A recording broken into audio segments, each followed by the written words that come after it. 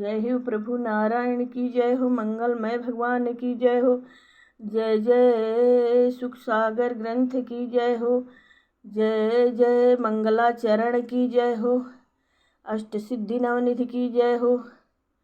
प्रेम से बोलिए मायापति की जय हो, भक्ति माता की जय हो। ज्ञान वैराग्य भगवान की जय हो। सुख संकादि की जय, 88,000 ऋषिगण की जय हो। जय जय कुल देवता ग्राम देवता स्थान देवता की जय। सर्वदेव सर्वदेवी सर्ववेद ग्रंथ की जय हो। श्री कृष्ण गोविंद हरे मुरारे, हे नाथ नारायण वासुदेवा। श्री कृष्ण गोविंद हरे मुरारे, हे नाथ नारायण वासुदेवा। श्री कृष्ण गोविंद हरे मुरारी, हे नाथ नारायण वासुदेवा। श्री कृष्ण गोविंद हरे मुरारी, हे नाथ नारायण वासुदेवा। प्रेम से बोलिए मंगलमय भगवान की जय हो। जय जय प्रथम स्कंध की जय हो। जय मंगलाचरण की जय हो।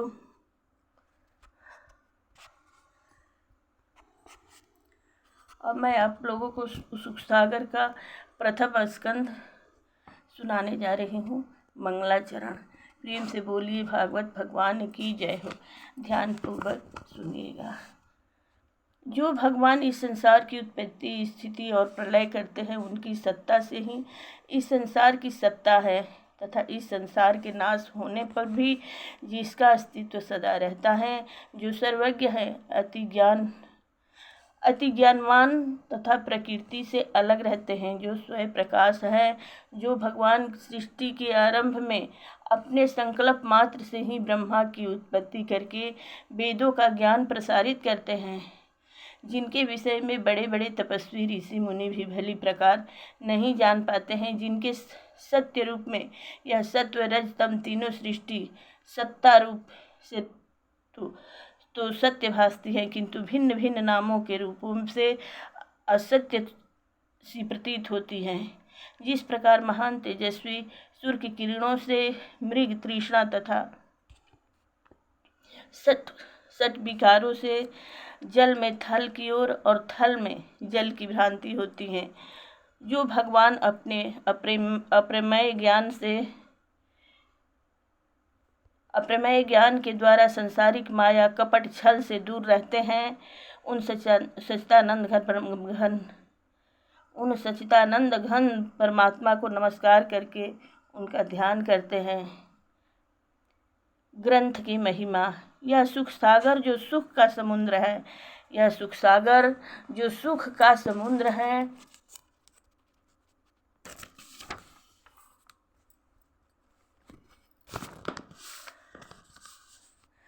द्वैपायन व्यास जी ने अपने अपूर्व ज्ञान से बनाया है। इस महान ग्रंथ से वह उत्तम धर्म और अनन्य तथा विशुद्ध भगवत प्रेम का निरूपण किया गया है, जिसकी प्राप्ति होने पर सहज ही में मोक्ष मिल जाता है। यह उत्तम महापुराण आध्यात्मिक, अधिदैविक और अधिभौतिक तीनों प्रकार के तापों को समूल से नष्ट करके परम ब्रह्मा भगवान कृष्णचंद्र की प्राप्ति कराता है। इस शास्त्र के अध्ययन एवं साधन का आश्रय लेने के पश्चात फिर किसी शास्त्र के अध्ययन की आवश्यकता नहीं रहती है। इस उत्तम ग्रंथ के श्रवण करने से भगवान श्री कृष्ण स्वयं उसके हृदय में आ विराजते हैं। यह सुख सागर ग्रंथ श्रीमद् भागवत वेदों का पका हुआ फल है। सुखदेव जी रूपी तोते के मुख से चख लेने के कारण यह अति आनंद देने वाला अमृत रूप हो गया है। यह ऐसा फल है जिसमें सारहीन छिलका गुठली आदि कुछ भी नहीं है। जिस प्रकार तोते का खाया हुआ फल अत्यधिक मीठा तथा सरस हो जाता है, उसी प्रकार यह भी सुख रूपी तोते के द्वारा खाया हुआ होने के कारण मीठा तथा सरस हो गया है। प्रेम से बोलिए सुख संकादिक की जय हो, मंगलमय भगवान की जय हो। कथा प्रारंभ। दोहा। नैमिषारण्य के क्षेत्र में भयो संतन को सत्र, सहस 88 ऋषिगणा भये तहाँ एकत्र, कथा भागवत की कही उग्र सर्वा हर्षाय, मायावी भाषा करी श्री कृष्ण सिरनाय। प्रेम से बोलिए कृष्ण मुरारी द्वारिकाधीश प्रभु की जय हो। जय सर्वदेव सर्ववेद देवी की जय हो।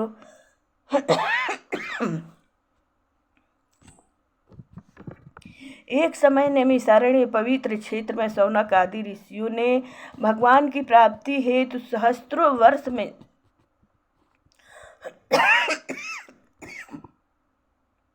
पूर्ण होने वाले एक महान यज्ञ की दीक्षा ली। उसी बीच में एक दिन वहाँ पर सूत जी पधारे।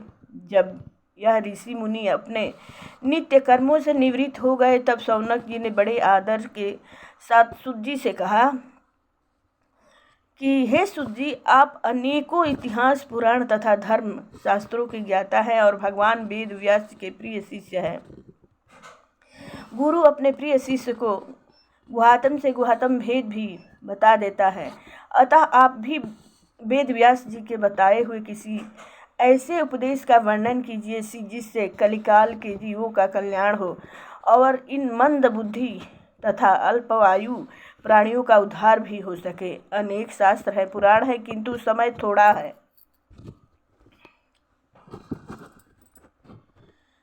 समय थोड़ा होने के कारण सब ग्रंथों का अध्ययन नहीं किया जा सकता है।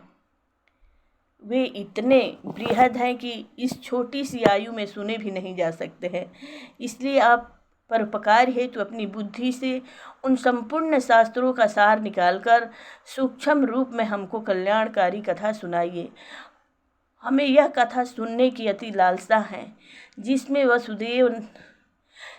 वसुदेवन भगवान श्री कृष्ण चंद्र का कथामृत है, जिसके पान करने से संसार के सभी प्राणियों का कल्याण होगा।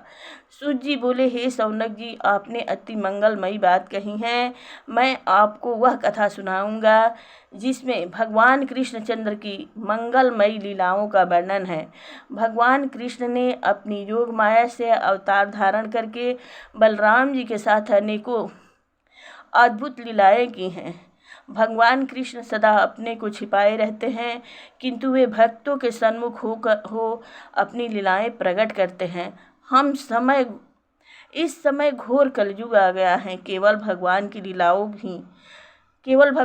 लीलाओं की कथा, हरि कीर्तन ही भगवत प्राप्ति का एकमात्र साधन है। श्री शौनक जी बोले, सूत जी, योगेश्वर देवकी नंदन भगवान श्री कृष्ण जब से अपनी लीला समाप्त करके अपने गोलोक धाम को चले गए हैं, तब से यह घोर कलयुग भक्तों को अधिक पीड़ा देने लगा है।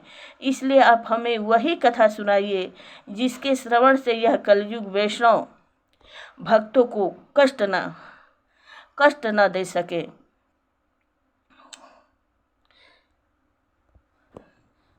दूसरा अध्याय। सुनि मुनिगण के बचन को सूत गए हर्षाय, भगवत कथा महात्म्य की महिमा कही बनाए। श्री व्यास जी बोले, शौनक आदि ऋषियों के ऐसे वचन सुनकर रोमहर्षण के पुत्र मेरे परम प्रिय शिष्य उग्रसर्वा को अति आनंद प्राप्त हुआ और भगवान के प्रेम में मग्न होकर कथा आरंभ की। सूत जी बोले, हे शौनक जी, श्री सुखदेव जी अपने यज्ञोपवीत संस्कार तथा लौकिक वैदिक संस्कारों के होने के प्रथम ही संन्यास लेने के लिए अपने आश्रम से चल दिए। अपने पुत्र की यह दशा देखकर उनके पिता श्री वेद व्यास जी को बड़ा दुख हुआ। वे पुत्र विरह से व्याकुल होकर पुकारने लगे, हे बेटा मुझको छोड़कर कहाँ जा रहे हो।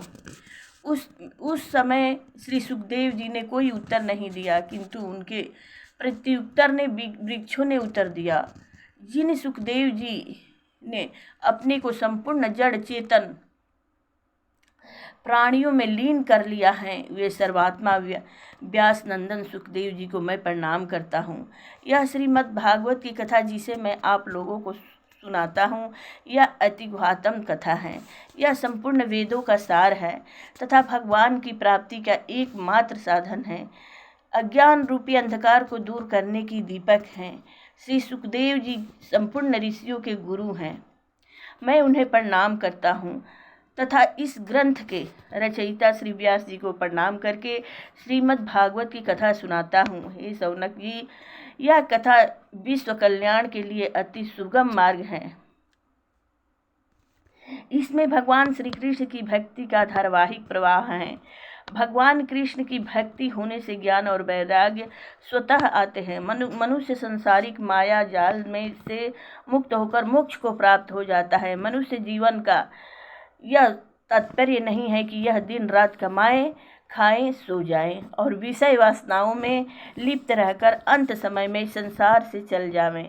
जीवित रहने का तात्पर्य तो यह है कि भगवत तत्व का जिज्ञासु रहकर उसकी खोज में लीन रहें और भगवान का भजन करते हुए किसी प्राणी को कष्ट न देते हुए अपने जीवन को व्यतीत करें। अब हम भगवत तत्व को बताते हैं। ज्ञाता और ज्ञेय के भेद से युक्त अखंड सच्चिदानंद स्वरूपी के ज्ञान को ही तत्ववेत्ता लोग भगवत तत्व मानते हैं। ज्ञानी पुरुष उसे ब्रह्म कहते हैं, योगी जन परमात्मा कहते हैं और भक्त जन उस तत्व को भगवान कहते हैं।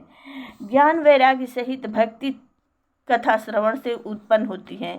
इस भक्ति के द्वारा ही भक्त जन भगवान के स्वरूप को अपने हृदय में देखते हैं।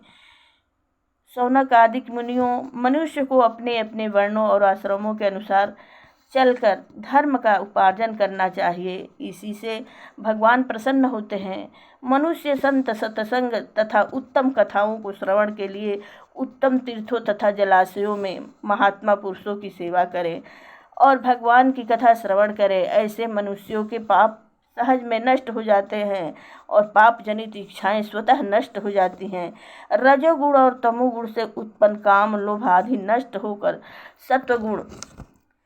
सत्वगुण का विकास हो जाता है और सत्वगुण के आने पर एक अनोखे आनंद की प्राप्ति होती है, जिस स्थिति को भगवत प्राप्ति की स्थिति कहते हैं। प्रकृति 3 गुण वाली है, सत, रज और तम। इनसे संसार की उत्पत्ति, स्थिति और लय के निर्मित ब्रह्म, विष्णु और रुद्र ने ये 3 शक्तियाँ उत्पन्न होती हैं। मनुष्य का कल्याण सत्व गुण वाले भगवान विष्णु से ही होता है। जिस प्रकार लकड़ी की अपेक्षा धुआं उत्तम है और धुआं की अपेक्षा अग्नि श्रेष्ठ है, उसी प्रकार तमोगुण से श्रेष्ठ रजोगुण है और रजोगुण से श्रेष्ठ है महात्मा लोग। युग युगांतर से भगवान विष्णु की ही आराधना करते आए हैं और करते हैं ही। वे महात्मा लोग किसी की निंदा नहीं करते, किसी में दोष नहीं देखते और भूत प्रेत आदि की उपासना से दूर रहकर भगवान विष्णु और उनके अंश अवतारों की पूजा करते हैं। किंतु जो धन, ऐश्वर्य और संतान की इच्छा वाले रजोगुणी और तमोगुणी पुरुष हैं, वे अपनी कामना पूर्ति के लिए भूत प्रेत आदि की पूजा करते हैं। भगवान श्री कृष्ण ने गीता में जिस मार्ग का प्रतिपादन किया है, वही मुक्ति का विशुद्ध मार्ग है। सभी ज्ञान, तपस्या आदि साधनों से भगवान कृष्ण की प्राप्ति ही उत्तम है। उन्होंने ही स्वर्ग के आदि में इस जगत को उत्पन्न किया है। वे ही सत्व, रज और तम तीनों गुणों से सृष्टि रचकर उसमें क्रीड़ा करते हैं। वे संपूर्ण प्राणियों को अपनी माया में लिप्त रखते हैं, किंतु स्वयं सच्चिदानंद घन स्वरूप होने के कारण निर्लेप रहते हैं। वे भगवान ही पंचभूत, तन्माया तथा इंद्रियों आदि से अनेकों प्रकार की योनियां बनाते हैं और स्वयं भिन्न भिन्न जीवों में प्रवेश करके उन प्राणियों का भरण पोषण करते हैं। प्रेम से बोलिए मंगलमय भगवान की जय हो। जय जय। दूसरा अध्याय। तीसरा अध्याय। धर्म हेतु प्रभु ले अवतारा, प्रगटे भू पर बारंबारा। भक्त ही तयवतरित गुसाई, तारे दुष्ट व्याधि की नाई। श्री सुख जी बोले, सृष्टि के आरंभ में भगवान जब सृष्टि रचने की इच्छा करते हैं, तब महत्व आदि से 10 इंद्रियां एवं मन और 5 भूतों में युक्त होकर पुरुष रूप ग्रहण करते हैं। जब ये योग निद्रा से जाग जाते हैं तब उनकी नाभि से एक कमल प्रकट होता है। उनकी नाभि से एक कमल प्रकट होकर क्षीर सागर में ऊपर आता है।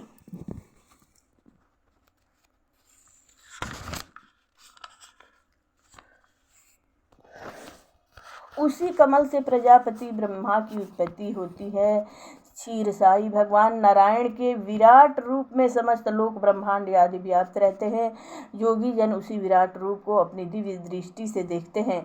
उसी विराट रूप में सहस्त्रों पैर, भुजाएं, जंघाएं तथा मुख होते हैं। सहस्त्र सिर, सहस्त्र कान, सहस्त्रों नेत्र तथा सहस्त्रों नासिकाएं होती हैं। वे सहस्त्रों मुकुट, वस्त्र, कुंडल और आयुधों से युक्त होते हैं। भगवान का यही नारायण स्वरूप भक्तों की रक्षा तथा दुष्टों के संहार के लिए अवतार ग्रहण करता है। उन्हीं के अंश से समस्त प्राणियों की सृष्टि होती है। इन्हीं भगवान नारायण ने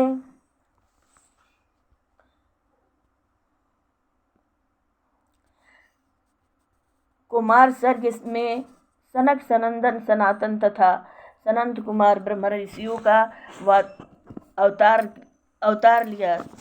दूसरी बार इन्हीं भगवान ने वराह अवतार धारण किया और पृथ्वी को रसातल से लाए। तीसरी बार नारद के रूप में अवतार लेकर स्वतंत्र, जिसे नारद पांच रात्र भी कहते हैं, उसका उपदेश ऋषियों को किया। इसमें कर्म बंधन से मुक्त होने का निरूपण है। धर्म की पत्नी मूर्ति देवी के गर्भ से नारायण का अवतार हुआ। यह भगवान का चौथा अवतार है। इन्होंने बद्री वन में जाकर घोर तपस्या की। पांचवा अवतार माता देवहूति के गर्भ से कपिल मुनि का हुआ, जिन्होंने अपनी माता को सांख्य शास्त्र का उपदेश किया। छठवें अवतार में अनुसुईया के गर्भ से दत्तात्रेय प्रकट हुए। इन्होंने प्रहलाद, अलर्क आदि को ब्रह्म ज्ञान दिया। सातवें अवतार में आकृति के गर्भ से यज्ञ नाम से अवतार धारण किया।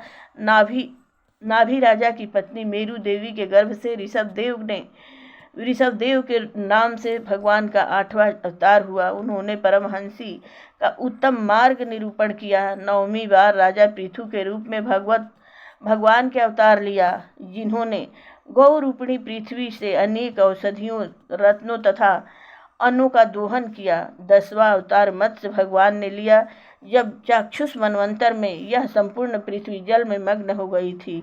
तब इस पृथ्वी को नौका बनाकर वैश्वत मनु की रक्षा की थी। 11वें अवतार में कच्छप का अवतार धारण किया और समुद्र मंथन के समय देवता तथा असुरों की सहायता की थी। वराह अवतार धन्वंतरी के नाम से लिया, जिन्होंने समुद्र से उत्पन्न होकर अमृत का घट देवताओं को दिया। 13वें अवतार में मोहिनी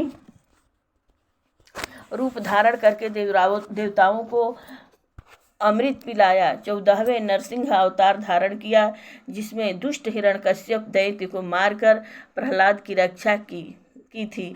15वां अवतार वामन भगवान का धारण किया, जिसमें बलि दैत्य को पाताल भेजकर देवराज इंद्र को स्वर्ग का राज दिया। 16वां अवतार परशुराम जी का धारण किया, जिन्होंने अभिमानी राजाओं सहित क्षत्रियों को 21 बार समूल से नष्ट किया। 17वें अवतार में पराशर जी के द्वारा सत्यवती के गर्भ से भगवान ने वेद व्यास के रूप में अवतार धारण किया, जिन्होंने वेदों का विभाजन करके अनेक उत्तम ग्रंथ निर्माण किए। 18वां अवतार रामा अवतार हुआ, जिन्होंने रावण का वध करके पृथ्वी पर धर्म का विस्तार किया। 19वें अवतार में बलराम जी व कृष्ण जी का रूप धारण किया। भगवान श्री कृष्ण का अवतार संपूर्ण कलाओं से हुआ था। तत्पश्चात वसुदेव का अवतार धारण करेंगे। तत्पश्चात बुद्धदेव का अवतार धारण करेंगे। कलयुग के अंत में विष्णु यश नामक ब्राह्मण के गृह में कलिक भगवान का अवतार होगा। हे शौनक जी, अब जब दुष्टों का भार पृथ्वी पर बढ़ता है और धर्म की हानि होती है, तब भगवान अपने अंशावतारों को वह संपूर्ण और पूर्ण अवतारों से पृथ्वी पर शरीर धारण करते हैं और पापियों का संहार करके भक्त जनों की रक्षा करते हैं। भगवान का यह साकार रूप है, किंतु भगवान का निराकार रूप भी है, जिसे सूक्ष्म अव्यक्त रूप कहते हैं, जो न तो किसी गुणों में वर्तता है और न दिखाई देता है और न सुनाई देता है।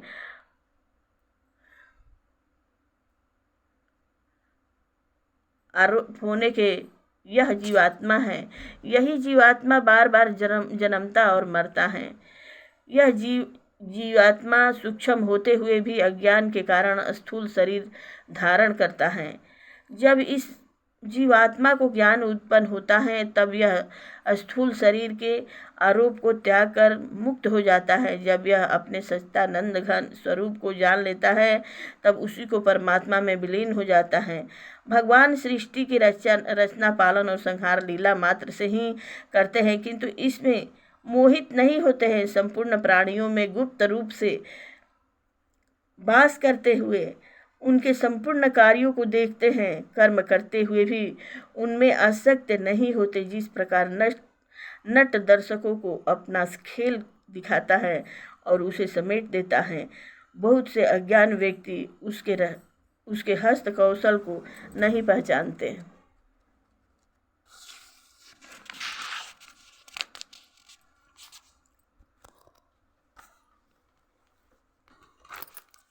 उसी प्रकार अज्ञानी दुर्बुद्धि पुरुष भगवान की लीलाओं को नहीं जान पाते हैं। केवल ज्ञानी जन उन्हें तत्व से जानते हैं। वे निरंतर उन्हीं का चिंतन करते रहते हैं और सांसारिक बंधन से मुक्त हो जाते हैं। इस सुख सागर ग्रंथ में भगवान के सभी अवतार का वर्णन है, किंतु भगवान कृष्ण के अवतारों का वर्णन सुखदेव जी ने विस्तार पूर्वक किया है। श्री व्यास जी ने श्री सुखदेव जी को इस अप्रमेय ग्रंथ का अध्ययन कर भली प्रकार कराया है। जिस समय राजा परीक्षित गंगा तट पर आमरण लेकर बड़े बड़े ऋषियों महर्षियों के साथ बैठे हुए थे, उसी समय सुखदेव जी ने वहां उपस्थित होकर यह सुखसागर ग्रंथ सुनाया था। हे शौनक जी, जिस समय सुखदेव जी यह कथा सुना रहे थे उस समय मैं भी वहीं उपस्थित था।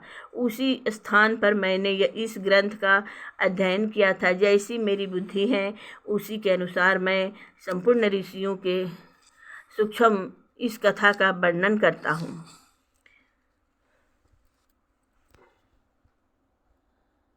देखी काल के फेर को व्यास गए अकुलाई। चारों वेद पुराण सभा शिष्य न रहे समुझाई।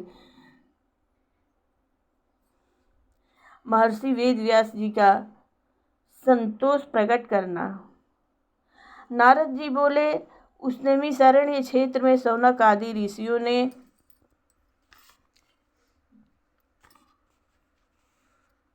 एक लंबे काल का महात्म्य आरंभ किया था। बुची, ए बुची, जा बाबा की चल जा, बाबा की है। आओ तनी, आओ ही जा तनी खाली आओ। आजा आओ, भगवान के तन गोड़ लागल, ओकरा बाद जइयो बाबा की है। आओ चलो तनी भगवान जी के गोड़ लागल, भगवान जी के गोड़ लागल, फिर बाबा की है जइह। कथा न कहतनी तू कहबू, ऐजे बैठबू, हाँ अबू, आओ जा बाबा के चल जा।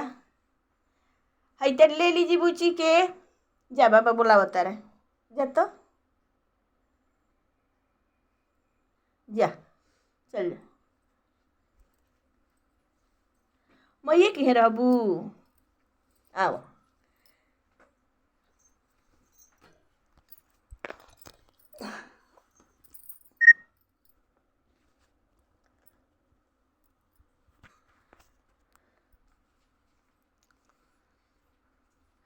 उन ऋषियों में सबसे अधिक वयोवृद्ध विद्वान तथा श्रृंगवेद के ज्ञाता श्री शौनक जी थे।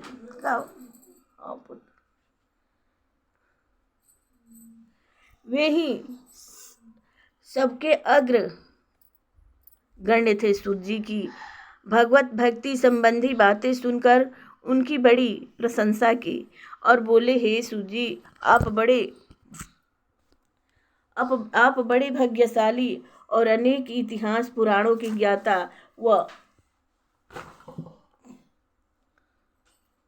ज्ञाता एवं वक्ताओं में श्रेष्ठ है।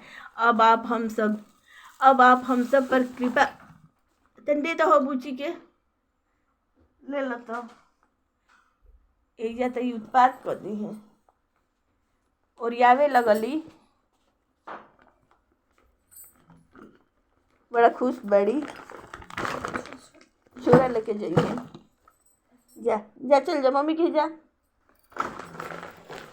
झोरवा लेके दे दो पी के सुतल बाण आवता रहे उनको आवत ले लीजिए बुची के ले ली।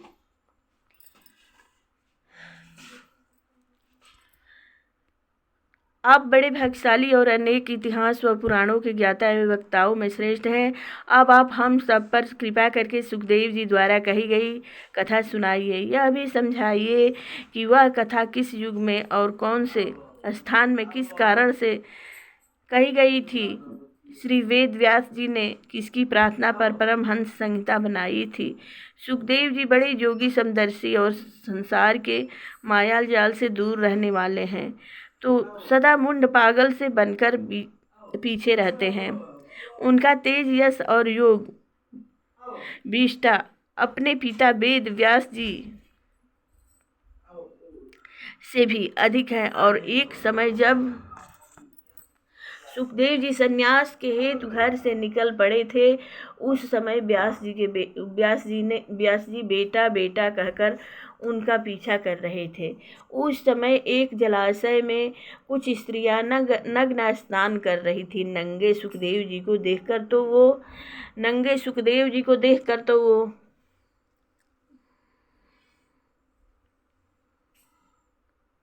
नंगी ही खड़ी रही, किंतु व्यास जी को देखकर उन्होंने अपने वस्त्र पहन लिए। तब व्यास जी ने उन स्त्रियों से इसका कारण जानना चाहा। उन स्त्रियों ने उत्तर दिया कि सुखदेव जी की दृष्टि में स्त्री का कोई भेद नहीं है, किंतु आपकी दृष्टि में अभी भेद बना हुआ है।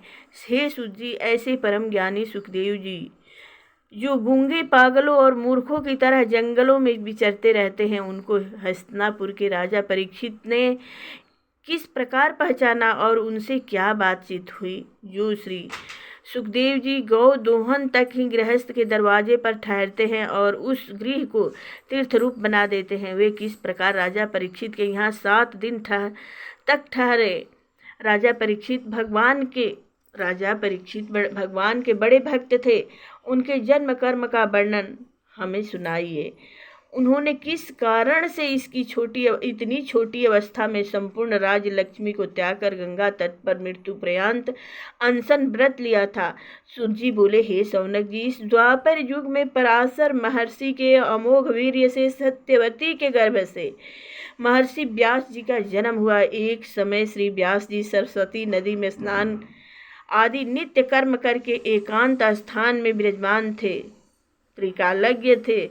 उनकी दिव्य दृष्टि कभी चूकने वाली नहीं थी। उन्होंने जान लिया कि कलयुग में धर्म क्षीण हो जाएगा, संपूर्ण भौतिक वस्तुएं शक्तिहीन हो जाएगी, मनुष्य नास्तिक हो जाएगा, वे अल्पवायु होकर कर्तव्यहीन होंगे। इसलिए उन्होंने यज्ञों के विस्तार हेतु वेद के 4 भाग कर दिए, जिससे कम बुद्धि वाले तथा जिनकी स्मरण शक्ति कम है वे भी वेदों का अध्ययन कर सके। एक विशाल वेद का सांगोपांग स्मरण रखना अति दुस्तर होने के कारण ही उन्होंने वेद को 4 भागों में विभाजित कर दिया, जिनके नाम श्रृंग वेद, यजुर्वेद, सामवेद और अर्थवेद है रखे। 5वां वेद इतिहास पुराणों को माना गया। श्रृंग वेद अपने शिष्य पैल को 5वां वेद इतिहास पुराणों को माना। श्रृंग वेद को अपने शिष्य पैल को पढ़ाया। साम वेद जेमिन शिष्य को पढ़ाया। यजुर्वेद से वैश्यपायन शिष्य को पढ़ाया और अर्थवेद सुमंतु मुनि को पढ़ाया। इतिहास पुराणों को मेरे पिता रोमहर्षण को पढ़ाया। वेद व्यास जी के इन शिष्यों ने अपनी बुद्धि के अनुसार इन वेदों की बहुत सी शाखाएं उपशाखाएं बनाई। इन वेदों को स्त्री, शूद्र और पापी मनुष्य सुनने के अधिकारी न होने के कारण श्री व्यास जी ने उन्हीं का सार रूप एक पंचम वेद महाभारत इतिहास का वर्णन किया, जिसको सभी स्त्री, शूद्र आदि पढ़कर वेदोक्त कर्म का आचरण कर सकते हैं। हे शौनक जी, व्यास जी ने ऐसे अपूर्व ग्रंथ महाभारत इतिहास की रचना की, किंतु फिर भी उनके हृदय को संतोष प्राप्त नहीं हुआ। वे खिन्न मन होकर सरस्वती के पवित्र तट पर एकांत स्थान में बैठकर बड़े दुखी होने लगे। मन में अनेक प्रकार के विचार करने लगे कि मेरी खिन्नता का क्या कारण है। मैंने संपूर्ण वेद का अध्ययन किया है, गुरुजनों की सेवा की है, वेदों का अर्थ भी सरल कर दिया है, लेकिन लोकहित के लिए मैंने वेदों का सार महाभारत ग्रंथ भी रच दिया है, किंतु न जाने अब कौन सा कार्य मेरे लिए करने के लिए शेष रह गया है। इसलिए वे मन ही मन खिन्न बैठे थे। व्यास जी इस प्रकार अपने मन में महान दुखी हो रहे थे। उसी क्षण सरस्वती के तट पर श्री नारद जी पधारे। नारद जी को देखकर वेद व्यास जी बड़े प्रसन्न हुए, बड़े आदर भाव से उन्हें आसन दिया और इस प्रकार बोले कि हे नारद जी, आप ब्रह्म के पुत्र हैं, आप सर्वज्ञ हैं और मेरे हृदय के दुख को जानने में समर्थ हैं, अतः मेरे दुख को दूर करने की कृपा कीजिए। 5वां अध्याय।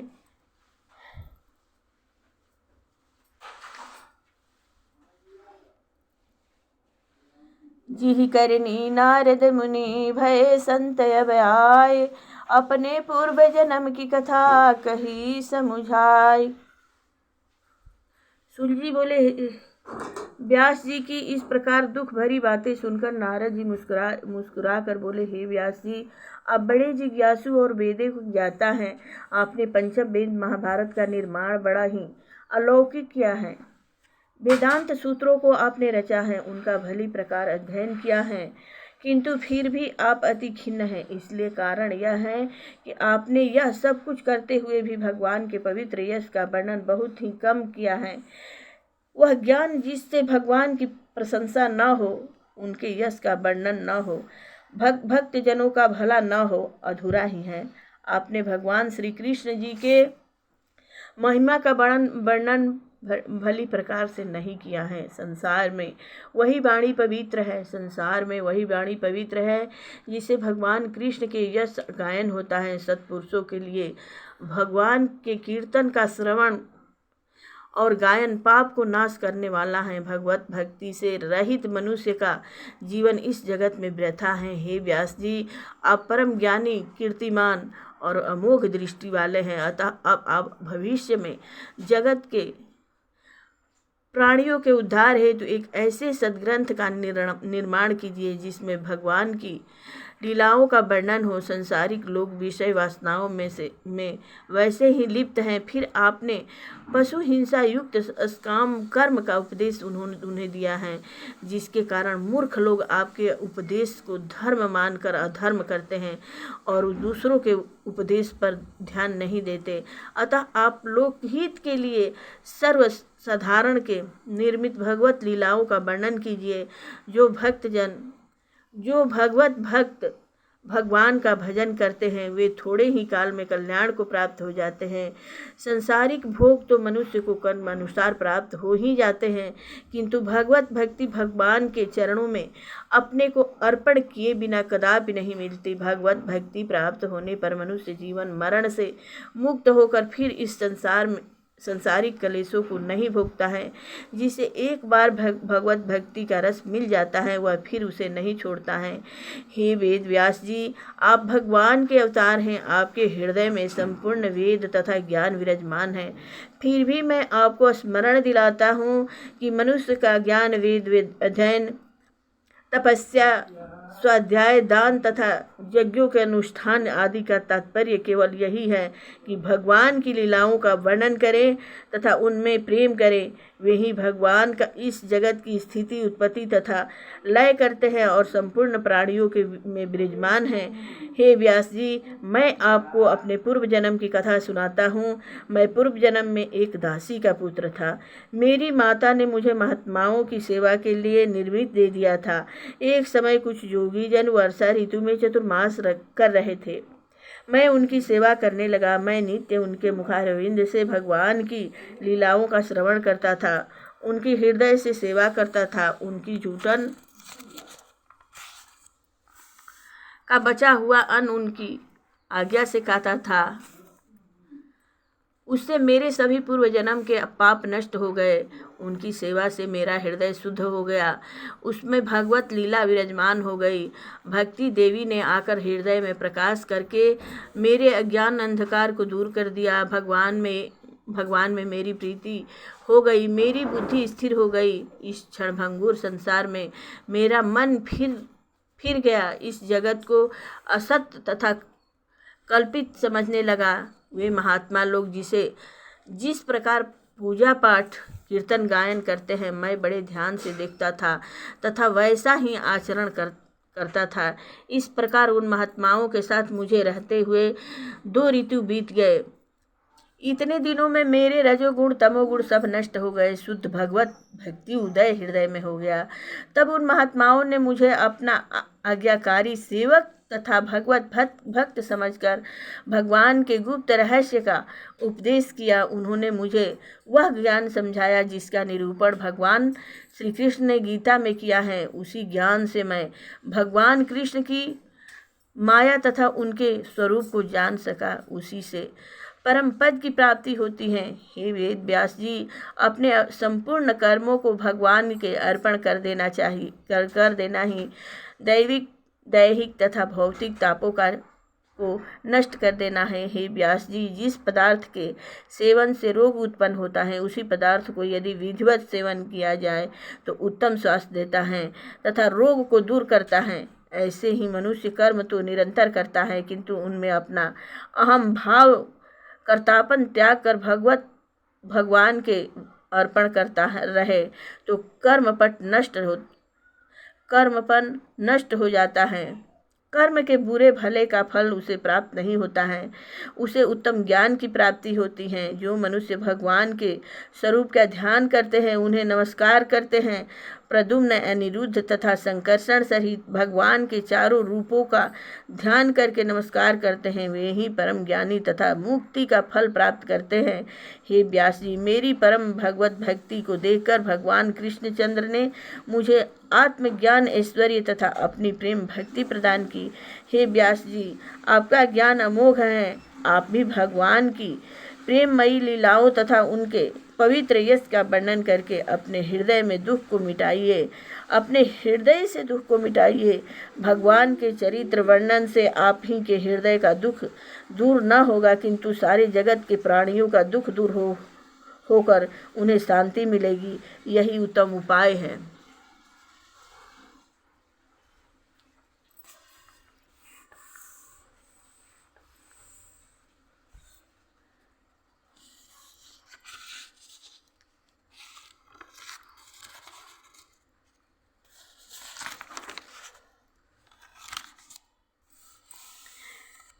प्रेम से बोलिए मंगलमय भगवान की जय हो।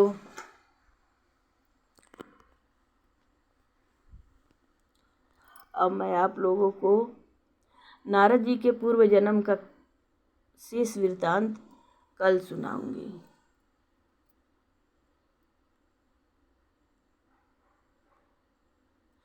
जय जय राम कथा, जय श्री कृष्ण कथा, जय जय राम कथा, जय श्री कृष्ण कथा।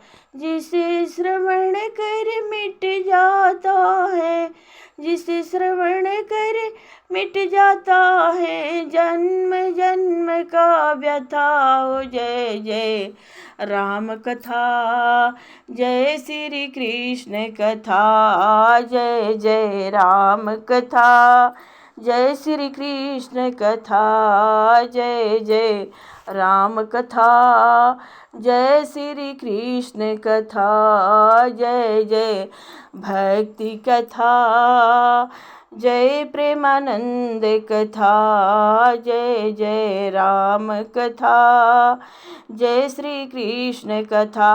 प्रेम से बोलिए भागवत भगवंत की जय हो। मंगलमय भगवान की जय। सर्वदेव सर्वदेवी सर्ववेद ग्रंथ की जय हो।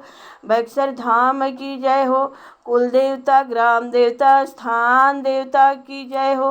मंगलमय भगवान की जय। भक्ति माता की जय। ज्ञान वैराग्य भगवान की जय।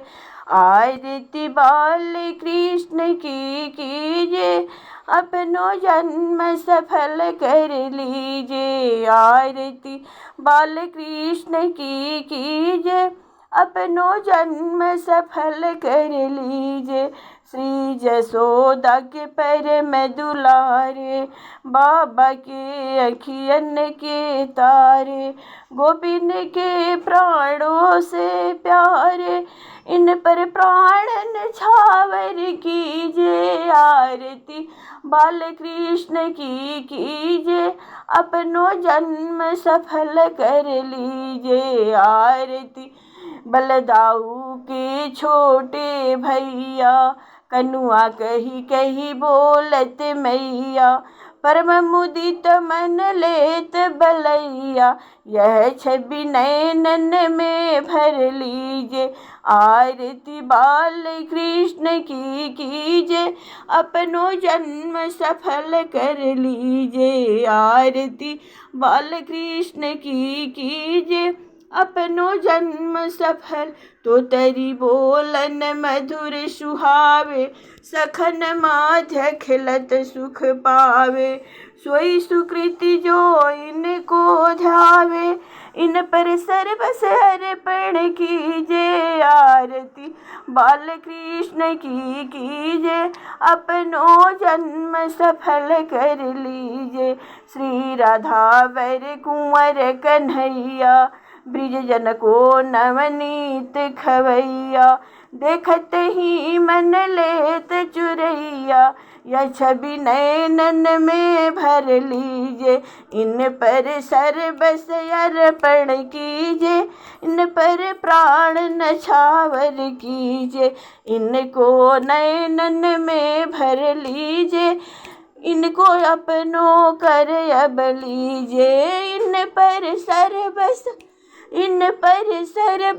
अर्पण कीजिए। आरती बाल गोपाल की कीजिए, अपनो जन्म सफल कर लीजिए। आरती गोपी कृष्ण की कीजिए, अपनो जन्म सफल कर लीजिए। आरती राधे कृष्ण की कीजिए, अपनो जन्म सफल कर।